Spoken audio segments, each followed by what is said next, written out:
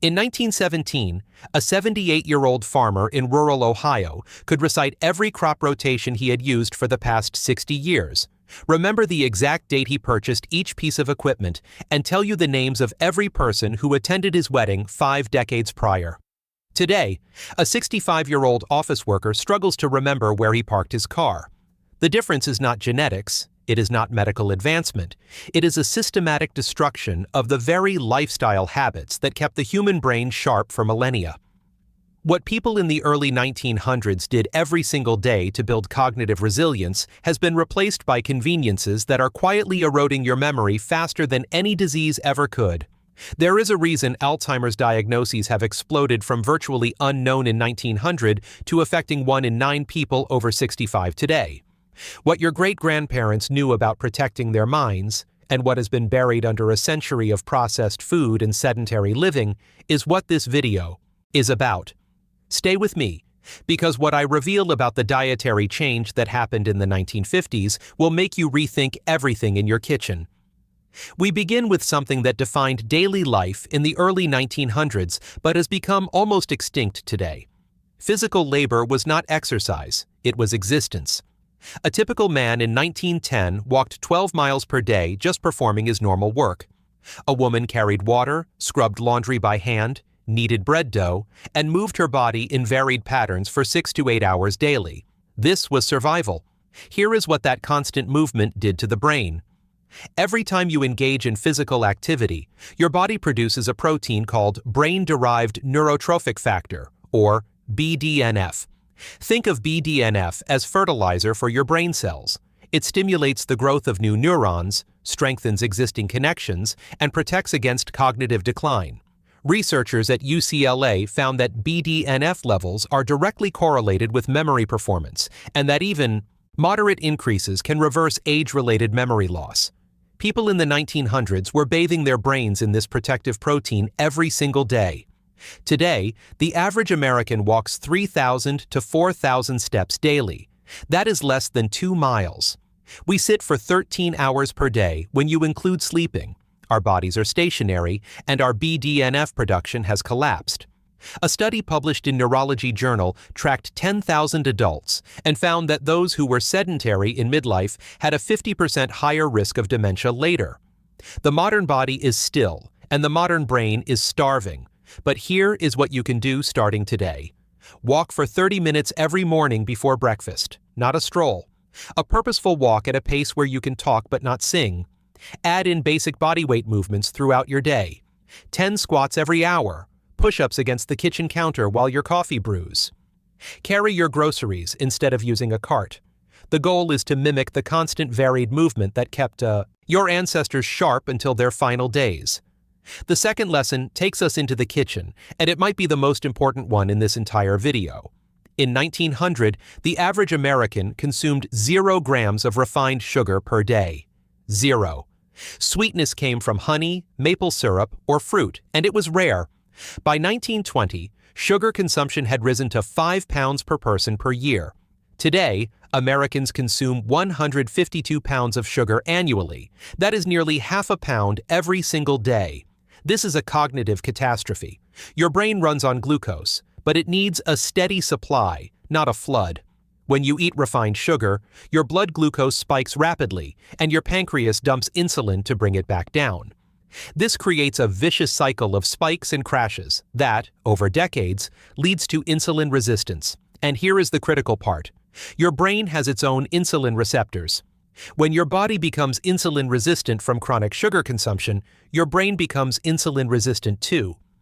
Researchers at Brown University have found so much evidence linking insulin resistance to Alzheimer's that they now call Alzheimer's type 3 diabetes. People in the 1900s ate 3 meals a day of whole foods. Breakfast was eggs fried in butter, bacon, whole milk, and bread made from freshly ground flour. Lunch was meat, potatoes, and vegetables from the garden. Their blood sugar remained stable all day long. Their brains received steady fuel without toxic spikes. A dozen eggs cost 10 cents. A pound of butter cost 25 cents. These foods kept them mentally sharp into their 90s. Today, a box of cereal costs $6 and contains more sugar than a candy bar. A muffin at a coffee shop has 40 grams of sugar and costs $5. We are paying premium prices to destroy our cognitive function. Cut the sugar, all of it. For 30 days, eat only whole foods that your great-grandmother would recognize. Meat, eggs, butter, vegetables, fruit in moderation. No bread unless you make it yourself. No packaged foods with ingredient lists. Watch what happens to your mental clarity. The fog lifts. The memory sharpens. This is a return to the baseline that kept humans cognitively functional for thousands of years. Number 4 is something your great-grandmother did every single day without thinking twice. She cooked with animal fats. Lard, tallow, butter, and chicken fat were the foundation of every meal. A jar of home-rendered lard sat on the counter and was used for everything from frying eggs to baking pie crusts. That jar cost 5 cents and lasted a month.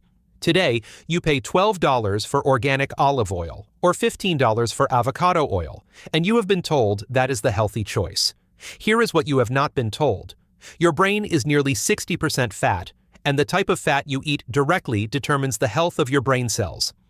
Animal fats from pasture-raised sources contain fat-soluble vitamins that are almost impossible to get elsewhere.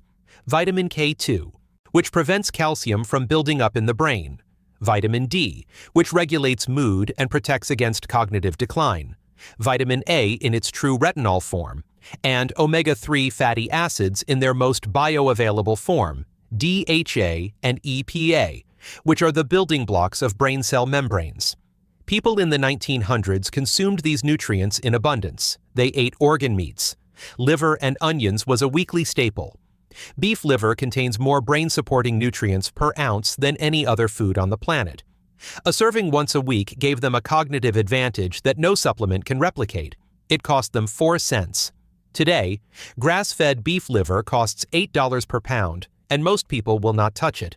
Then, in the 1950s and 60s, everything changed. The war on saturated fat began. Scientists with flawed studies and food companies with profit motives convinced the public that animal fats caused heart disease. Butter was replaced with margarine, a factory-made product full of trans fats. Lard was replaced with vegetable oils extracted from seeds using industrial solvents, and the rates of dementia began to climb. A study from the Journal of Alzheimer's Disease analyzed dietary patterns over 80 years and found a direct correlation between the rise of vegetable oil consumption and neurodegenerative diseases. The modern brain is built from damaged, oxidized fats. The 1900s brain was built from stable, nutrient-dense animal fats. Go to your local butcher and buy a pound of pasture-raised butter. Cook your eggs in it. Fry your vegetables in it. If you can stomach it, buy beef liver and eat it once a week. Soak it in milk overnight to remove the metallic taste, then fry it in butter with onions until it is just barely pink in the center. Before we continue, if this is changing how you think about memory and brain health, smash that like button and subscribe right now. The information ahead is even more important. The third point is one most people have never connected to brain health, but it was baked into every single day of life in the early 1900s. Sunlight, not through a window, not for 10 minutes. Real, direct sunlight on the skin for hours every single day. Farmers worked outside from sunrise to sunset. Women hung laundry, tended gardens, and sat on porches. Children played outside until dark. The human body was designed to live in sync with the sun, and that relationship has been severed. Sunlight does something extraordinary to your brain. When UV rays hit your skin, your body produces vitamin D, but it also triggers the production of serotonin, dopamine, and other neurochemicals that regulate mood, focus, and memory. A study from Cambridge University found that people with chronic low vitamin D levels had a 53% higher risk of developing dementia. But it is not just the vitamin D, it is the circadian rhythm alignment. Sunlight in the morning tells your brain it is time to be alert. Darkness at night tells it to produce melatonin and repair itself. People in the 1900s lived by this rhythm naturally. They woke with the sun and slept when it set. No artificial lights keeping them awake, no blue screens tricking their brains. Their sleep was deep, restorative, and consistent. Sleep is when the brain clears out metabolic waste through the glymphatic system, essential for preventing cognitive decline. Today, the average person spends 90% of their time indoors. Office workers see sunlight through windows that block the UV spectrum. We wear sunscreen the moment we step outside. We stare at screens until midnight, suppressing melatonin and destroying our sleep quality. And then we wonder why our memories are failing at 65. Get outside for at least 30 minutes every morning. No sunglasses, no sunscreen for the first 20 minutes. Let the light hit your eyes and your skin. If you work indoors, take every break outside, eat lunch in the sun, walk after dinner while there is still daylight. When the sun sets, dim your lights. Turn off screens 2 hours before bed. Sleep in complete darkness. This costs you nothing. It is the most accessible brain-protecting habit you can adopt. And now we arrive at number 1, the most powerful and most forgotten practice of all: social connection and mental engagement. In the early 1900s, people did not retire to isolation. The concept of retirement barely existed. Men and women worked and stayed mentally engaged until their bodies gave out. A 75-year-old man still ran his farm or shop. A 70-year-old woman still cooked for her family and participated in community life. But it was more than staying busy. It was the quality of social interaction. Extended families lived together or nearby. 3 generations under one roof was common. Grandparents told stories, taught skills, and were valued for their wisdom. Every conversation was face-to-face.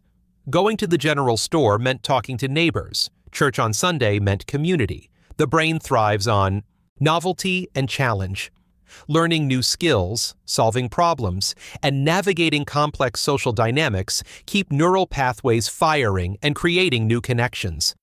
Researchers at Rush University conducted a study following 1,200 elderly people for 12 years and found that those with strong social networks had a 70% lower rate of cognitive decline than those who were isolated. Loneliness is as toxic to the brain as smoking 15 cigarettes a day. Today, we have engineered loneliness into our lives. Retirement means stopping meaningful work. Nursing homes isolate the elderly.